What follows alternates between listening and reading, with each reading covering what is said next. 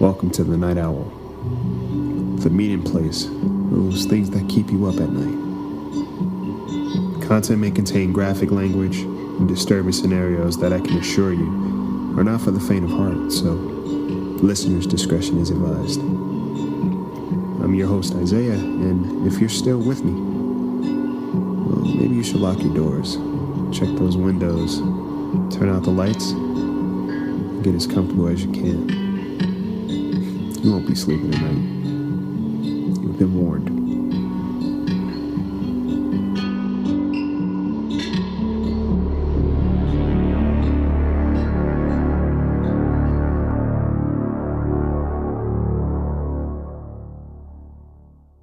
Welcome to the Night Owl.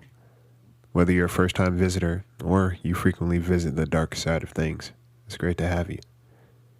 If you want to stay up to date with us and even have a story of your own you'd like to share, follow us on Instagram, Twitter, and Discord, and you can email us at thebirdbrainpodcast@gmail.com with the subject line, The Night Owl. Without further ado, get comfortable for tonight's story. There's nothing more personal than a gift that has some feeling and thought put into it to really capture the essence of the person giving it as well as the one receiving it. But sometimes there are people who take it literally. I give you the sketch. Caricature artist. It's a talent. To be able to look at someone and draw them so vividly. Every little dimple, freckle, nose proportion, it's all scribed by a sketch artist with such ease and precision. I've never really had one done, mostly because I'd see a crowd hovering that I had no desire to push through or be a part of, or the lines were crazy long, which would drain any real excitement about it anyways. I always heard the cautionary tale that taking pictures capture your soul, but I don't know if the cartoon drawings fell under that umbrella. Mother's Day was nearing and my birthday just passed, so I figured maybe I'd get one for my mom. She'd enjoy that. So I headed to the city, since that's where they usually are, and while every part of me wanted nothing to do with foot traffic or oblivious tourists, I reminded myself it was a gift and it'd be worth it. I walked down 42nd where I usually see the guys doing their thing, but all their seats were filled. I waited about 20 minutes on one line until I realized the thing wasn't moving. So I headed towards Central Park. I figured if not Times Square, then maybe here, since that's another tourist hub, and I typically see a lot of artists or people just selling things. It was the weekend, so the park was live. I mean, you could really feel the energy. Everywhere you looked, there was something going on. As I was walking, I noticed one sketch artist off the beaten path. It was quiet, he was empty, had a couple of hanging lights in his space, but that was about it. A few hours passed and it was getting kind of late, so by this point my desperation outweighed any rational thinking, so I approached him. Hey, are you still open? Always, he replied. Get comfortable. Awesome. It's your lucky day. He responded with a smile. It seems like it. You're the first one I've seen that actually didn't have a line.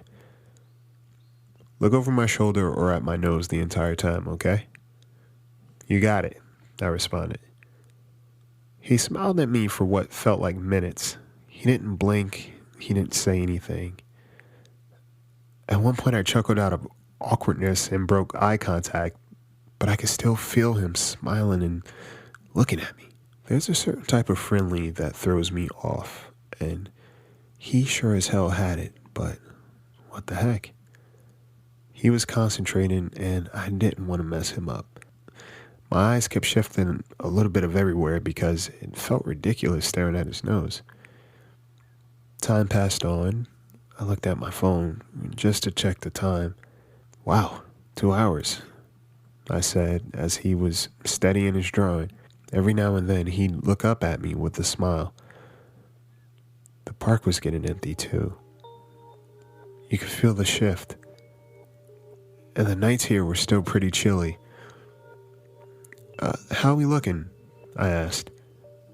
Almost there, he replied. Cool. The clock was ticking and it was near the last bus departure. Hey, I gotta get going soon. It's cool if you're not done. I'll pay you for your time. He looked at me, stone-faced. We're finished, he said with a smile. Oh, all right, cool. Thank you. How much? Just your soul, he said. I nervously laughed. Wait, what? Just kidding. Free, since I kept you so long. Wait, no, it's fine. I made sure to tip him anyways. I didn't even bother to look at the picture. I just beeline to the bus and I made it just in time. I was pouring sweat and panting, but I made it.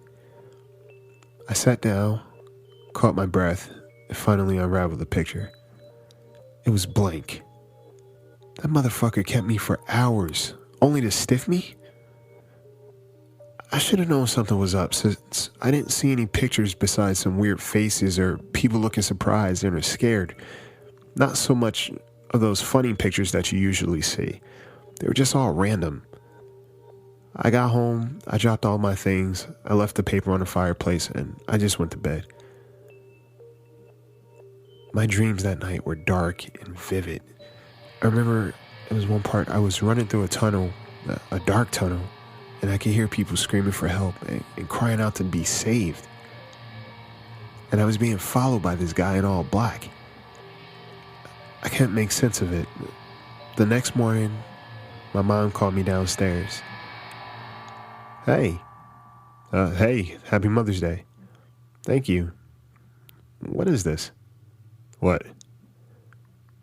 This drawing.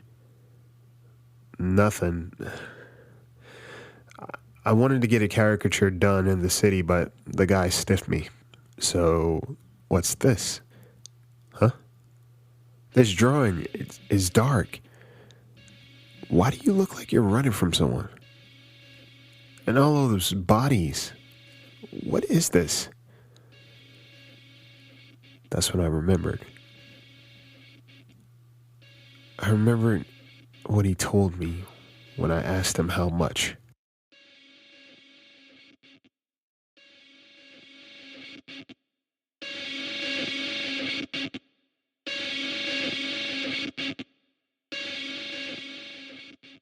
So there you have it. Hope you weren't too scared. Tune in next week for another story to keep you up at night. And if you have a story of your own you'd like to submit, email at thebirdbrainpodcast@gmail.com with the subject title, Night Owl. Sleep tight.